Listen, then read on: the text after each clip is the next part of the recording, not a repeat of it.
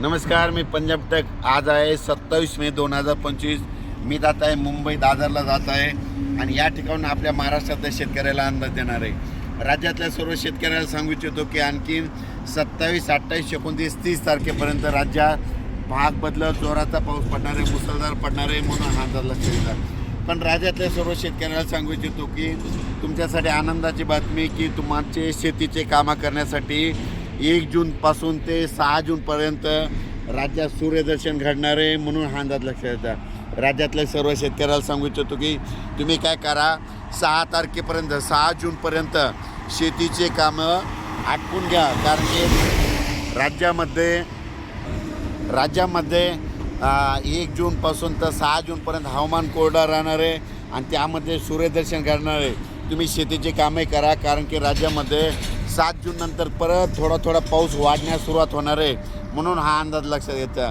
राज्यातल्या सर्व शेतकऱ्याला सांगू इच्छितो की 30 मेपर्यंत राज्यात दररोज भाग बदलत मुसळधार, कुठं अतिमुसळधार, कुठं रिमझिम पाऊस पडणार आहे म्हणून हा अंदाज लक्षात येतात। पण राज्यातल्या सर्व शेतकऱ्याला सांगू इच्छितो की पाऊस खूप झाला, जमिनीमध्ये ओल भरपूर आहे, पण पेरणीसाठी आपल्या शेतात दुरुस्त नसल्यामुळं सर्व शेतकऱ्याला एक आनंदाची बातमी की म्हणजे तुमच्यासाठी वरून राज्या 5 ते 6 दिवस म्हणजे 1 जूनपासून तर 6 जूनपर्यंत रजेवर जाणार आहे, म्हणजे तुम्हाला शेती कामं करण्यासाठी वेळ देणार आहे।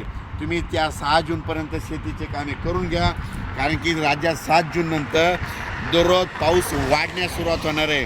म्हणजे 7 जूननंतर 7ला थोडा वाढणार आहे, 8ला परत वाढत जाणार आहे, 9ला परत वाढत जाणार आहे, म्हणजे असा पाऊस वाढत जाणार आहे म्हणून हा अंदाज लक्षात येतात। राज्यातल्या सर्व शेतकऱ्याला परत सांगतो की हा पाऊस 30 मेपर्यंत दररोज पूर्व विदर्भ, पश्चिम विदर्भ, दक्षिण महाराष्ट्र, उत्तर महाराष्ट्र, कोकण पट्टी, खानदेश, मराठवाडा या भागात पडणारच आहे। पण जास्त पाऊस मुंबईला मात्र आणखीन 2 दिवस म्हणजे 27 आणि 28 2 दिवस मुंबईला इगतपुरीकडे खूप पाऊस पडणार आहे, पुण्याकडे खूप पडणार आहे म्हणून हा अंदाज लक्षात येतात। पण राज्यात मात्र 1 जूनपासून ते 6 जूनपर्यंत सूर्यदर्शन घडणार आहे, शेतकऱ्याला कामं करण्यासाठी वेळ देणार आहे म्हणून शेतकऱ्यांनी 6 जूनपर्यंत तुम्ही तुमचे कामं करून घ्या। 7 तारखेपासून राज्यात परत पावसाला थोडी वाढण्यास सुरुवात होणार आहे म्हणून हा अंदाज लक्षात घ्यायचा। जमिनीमध्ये ओल भरपूर आहे म्हणून तुम्ही तुमचा पेरणीचा निर्णय स्वतः घ्यावा। अचानक वातावरण बदल झालं तर लगेच एक उद्या मेसेज देणार आहे। मी जात आहे म्हणजे मुंबईला जात आहे, दादरला एका ठिकाणी मुलाखत असल्यामुळे तिथं दादर जात आहे। त्या ठिकाणी जाता आपल्या महाराष्ट्रातल्या शेतकऱ्याला ह्या इगतपुरी जवळून ही अंदाज दिलेला आहे। धन्यवाद।